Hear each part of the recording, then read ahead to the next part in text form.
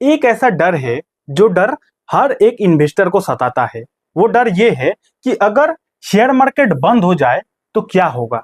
लोग शेयर बाजार में हजारों रुपए, लाखों रुपए, इनफैक्ट करोड़ों रुपए इन्वेस्ट करता है। तो अगर एक हाइपोथेटिकल सिचुएशन मान लेते हैं कि अगर शेयर मार्केट ही बंद हो जाए तो हमारे पैसों का क्या होगा। और ये सवाल उन्हीं लोगों के मन में आता है जो लोग शेयर बाजार में बिल्कुल नया है।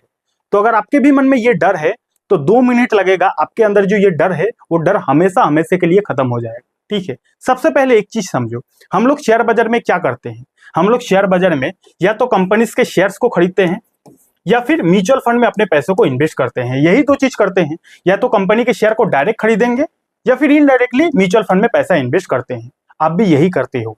अब आपके अंदर ये डर है कि आपने जो शेयर को खरीदा है या फिर म्यूचुअल फंड में जो पैसा इन्वेस्ट किया है, अगर शेयर मार्केट बंद हो गया तो इन पैसों का क्या होगा। तो ध्यान से समझिएगा, आसान भाषा में क्लियर हो जाएगा। ये जो आप शेयर बाजार में कोई भी कंपनी के शेयर को खरीदते हो ना, कंपनी के हिस्सा को खरीदते हो ना, तो वो जो शेयर आप खरीदते हो वो शेयर डिपॉजिट कहां होता है। वो शेयर डिपॉजिट होता है सीडीएसएल के पास। सीडीएसएल क्या है? Central depository service limited. यानी कि हम जो कंपनी के शेयर को खरीदते हैं ना, वो शेयर रहता है सीडीएसएल के पास। और ये जो सीडीएसएल है ना, इसको डिपॉजिटरी बोला जाता है। और ये जो सीडीएसएल है ये गवर्नमेंट के अंडर में आता है। ठीक है, तो सोचो जरा, अगर शेयर मार्केट बंद भी हो जाता है, ऐसा तो होगा नहीं, इन केस मान लेते हैं कि शेयर मार्केट बंद हो गया, सीडीएसएल के पास आपका शेयर है तो आपका शेयर तो यहां पर रहेगा ना, और ये जो है गवर्नमेंट के अंडर है। तो यहां पे आपको डरने वाली कोई बात नहीं। अगर मान लेते हैं शेयर मार्केट बंद भी हो जाता है, सीडीएसएल के पास आपका शेयर है, यहां से आप अपने शेयर को बेच सकते हो। Point number 1। पॉइंट नंबर 2 क्या है? म्यूचुअल फंड में पैसा इन्वेस्ट किए हो, शेयर मार्केट बंद हो जाएगा तो क्या होगा। अब देखो, आप जो म्यूचुअल फंड में पैसा इन्वेस्ट करते हो, अब म्यूचुअल फंड वाले आपके पैसों से क्या करते हैं? म्यूचुअल फंड वाले भी आपके पैसों से कंपनी के शेयर को ही खरीदते हैं।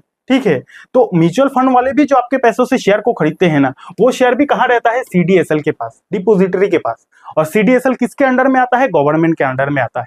तो यहाँ पे आपको डरने की कोई बात नहीं है। यहाँ पे मैंने क्या लिखा है कि शेयर्स रहता है डिपॉजिटरीज के पास। हमारे इंडिया में 2 डिपॉजिटरी है, एक है सीडीएसएल, आपने नाम सुना होगा, एक है एनएसडीएल। ये दोनों डिपॉजिटरी है। हम लोग शेयर बाजार में कोई भी कंपनी के शेयर को खरीदते हैं ना, तो यहीं पे स्टोर रहता है।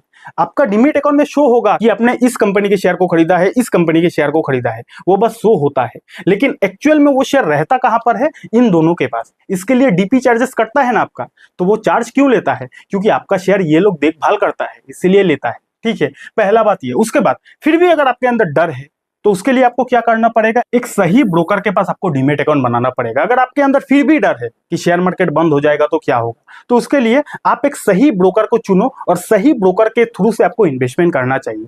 वैसे मैं जिस ब्रोकर के थ्रू से शेयर बाजार में इन्वेस्ट करता हूं, उस ब्रोकर का लिंक आपको डिस्क्रिप्शन पर मिल जाएगा। वहां से भी आप डीमैट अकाउंट बना सकते हो और शेयर बाजार में पैसा इन्वेस्ट कर सकते हो। ठीक है, तो दूसरा ऑप्शन है, अगर आपके अंदर फिर भी डर है तो सही ब्रोकर के साथ आप इन्वेस्ट कर सकते हो। उसके बाद क्या है कि IPF, investors protection fund, SEBI ने ये फंड बनाया है जो इन्वेस्टर्स के पैसों का सुरक्षा के लिए काम करता है। यानी कि जो सेबी है, यानी कि शेयर मार्केट का जो रेगुलेटर है ना, सेबी ने एक आईपीएफ बनाया है। आईपीएफ का मतलब क्या होता है? Investors protection fund. यानी कि ये फंड का मेन काम यही है कि अगर शेयर बाजार में किसी इन्वेस्टर के साथ कुछ गलत हो जाता है ना, तो ये फंड मदद करता है। और इस फंड को बनाया किसने है? सेबी ने है। ठीक है, तो आपको ज्यादा टेंशन लेने की जरूरत नहीं। अगर आप रियल शेयर बाजार में इन्वेस्ट करते हो ना, तो उसके ऊपर सेबी है, उसके ऊपर गवर्नमेंट है, आपको डरने की कोई बात नहीं।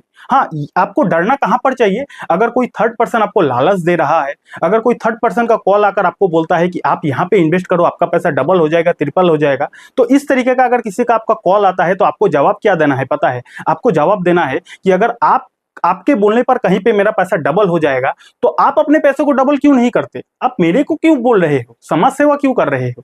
तो आपको इस तरीके का रिप्लाई करना है। ध्यान रखिएगा, शेयर बाजार में कब क्या होगा ये किसी को पता नहीं रहता है, कोई माई का लाल को पता नहीं रहता है। तो कोई भी अगर आपको गुमराह करने की कोशिश करे और उसके गुमराहट में अगर आप फंस जाते हो तो इसमें आपकी गलती है, इसमें शेयर बाजार की गलती नहीं।